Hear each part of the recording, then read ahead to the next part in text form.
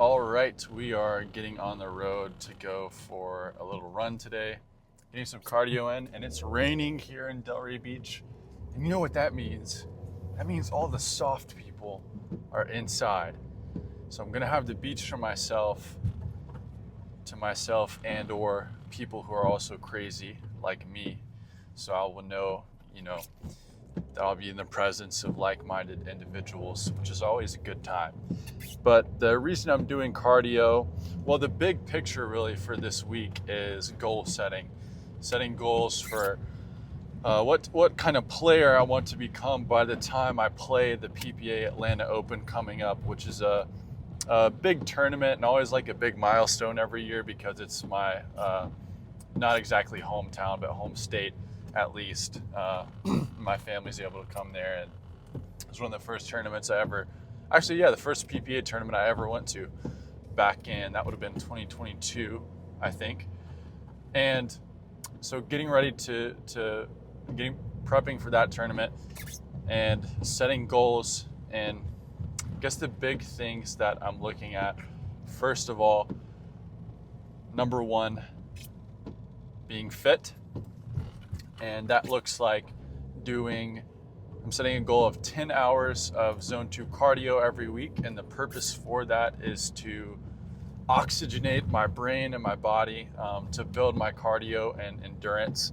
And zone 2 cardio just has a host of benefits for everyone, and especially athletes. So I'm going to be doing a lot of that. That's a recommendation from my coach a while back. So I'm going to be shooting for 10 miles a week.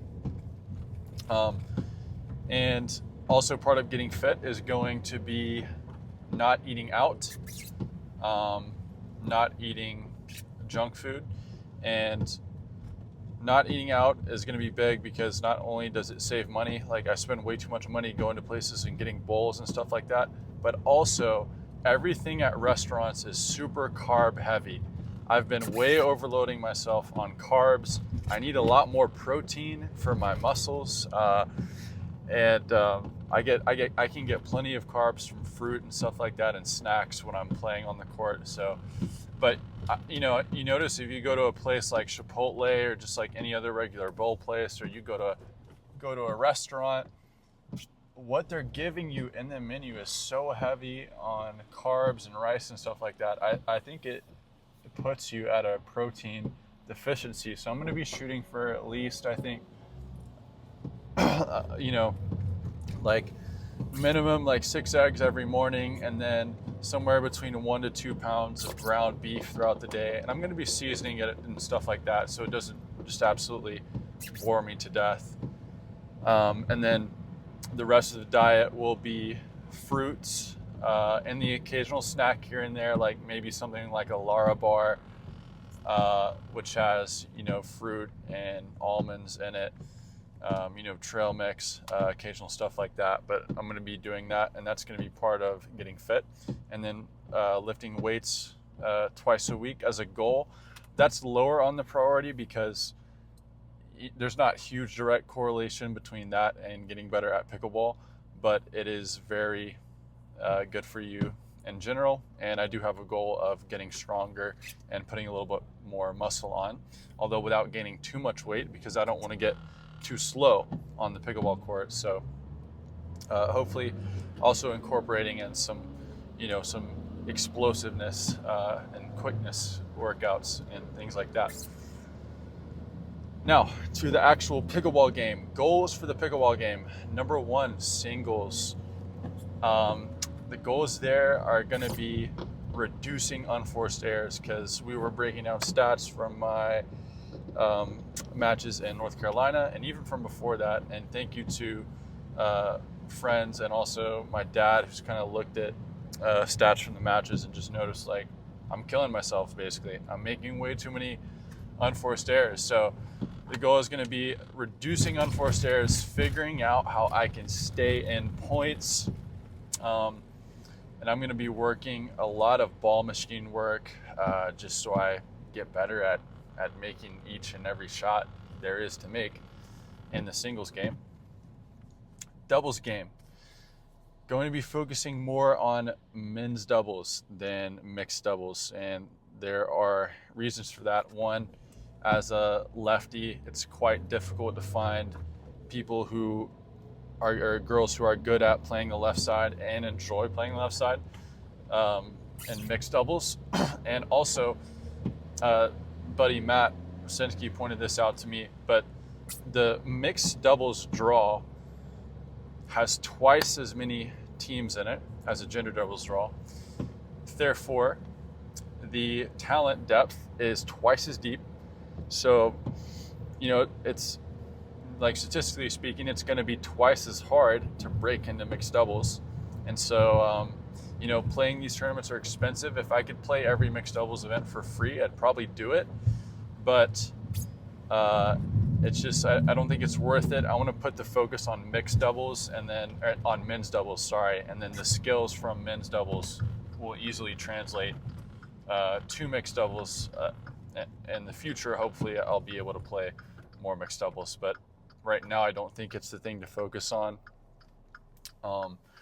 which is a shame because it's probably my favorite event. I really enjoy it, but at the moment, I don't think I'm going to be putting too much emphasis on that. But the goal number 2 for actual pickleball training for men's doubles will be ruthless third shot and transition zone work. Like, I am going to be so dialed in on that I'm making 95% of my third shots and almost always getting to the kitchen. You look at these top pro guys, it's like clockwork. The point starts, and then, within a couple shots, usually they're into the kitchen. And that's changing a little bit because more of the like drive and crash stuff and paddles are getting hot and points are going really fast now. But as a right side player, I gotta be really solid for my partner. So I want to be setting them up for success, and I want to just be nailing those shots all the time. That's something I've struggled with from the beginning. It doesn't matter how athletic or good I am at the kitchen if we can't get there. So I'm going to be really dialed in on just being consistent on those, just making them 95+% of the time. And last thing, goal number 3 for actual end pickleball training will be continuing to build offense.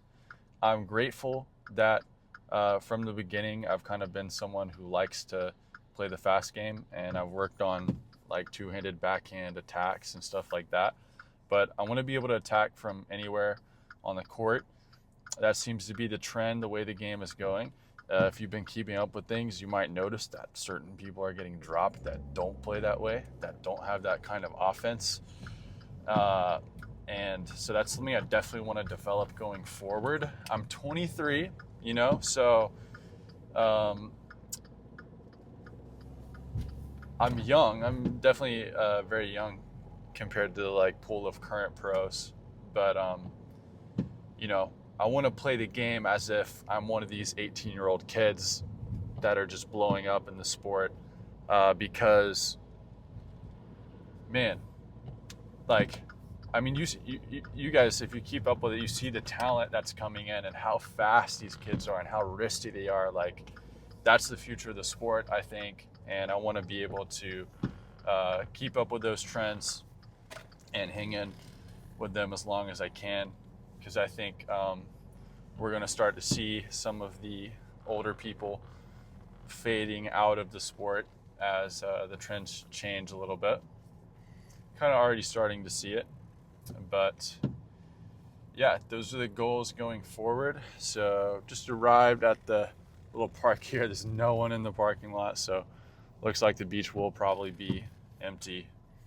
And tonight we've got a ball machine session at Replay.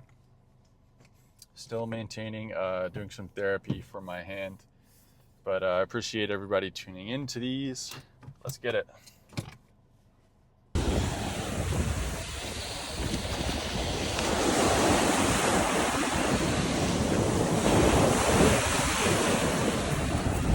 All right, we got 3.15 miles or something like that. I was running down the beach, and then I crossed like 4 lifeguard stations, and then lo and behold, my buddy Doug was in the last lifeguard station I passed, and he caught me, and then we were talking. He was like, "Yeah, actually the beach is closed right now." He was surprised that no one else had kicked me off, but I didn't realize the beach was closed. So anyways, I had to run the last like mile and a half back on concrete barefoot, and that did not feel good on my feet. Seem to be, I think they're okay right now, but I was bearing when I ran on the concrete. I had to put more weight on my toes, so kind of like bouncing on my toes and not letting my feet pound on the ground. And I think it put more stress on my hip because my hip is really a little bit tweaked out right now. So, oh well, it is what it is. All right, we're out here at Replay getting some ball machine work, and I wanted to set goals for it because otherwise I don't want to go into it and just kind of like willy-nilly and not have an intention with it. So I'm training doubles and singles. So what I want to do is start with doubles here and hit some of the most common shots that I would hit in a game. So I'm going to do 45 minutes of doubles work. I'm going to go slice drop cross court, and then a two-handed backhand roll cross court going that way, and then drive cross court on the backhand as if somebody was coming into the net returning and I'm driving to them, and then driving down the line, same thing as if they're coming into the net and I'm driving to them. And I'm not going to do any forehand stuff on this side because I'm a lot better on the forehand, so I'm going to focus on the backhand here.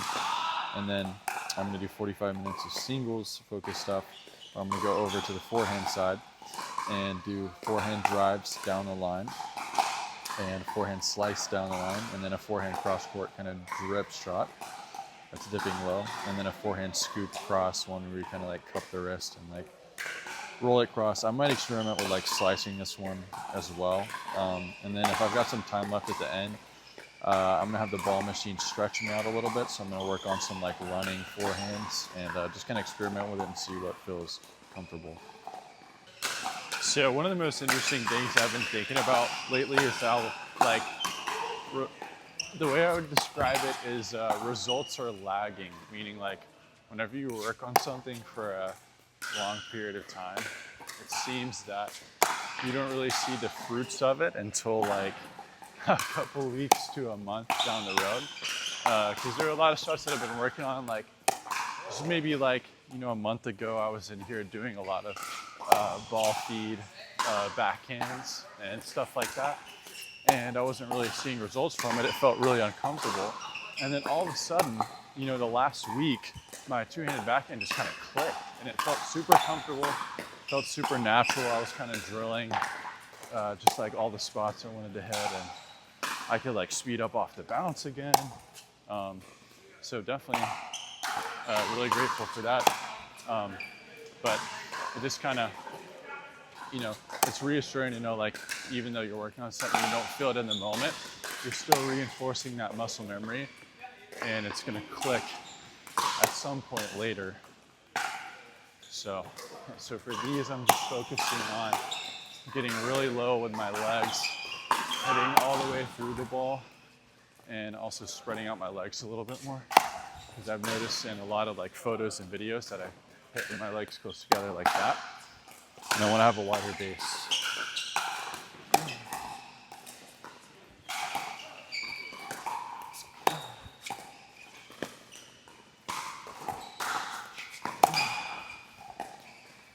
All right, this is what your grip looks like if you don't change it for however long.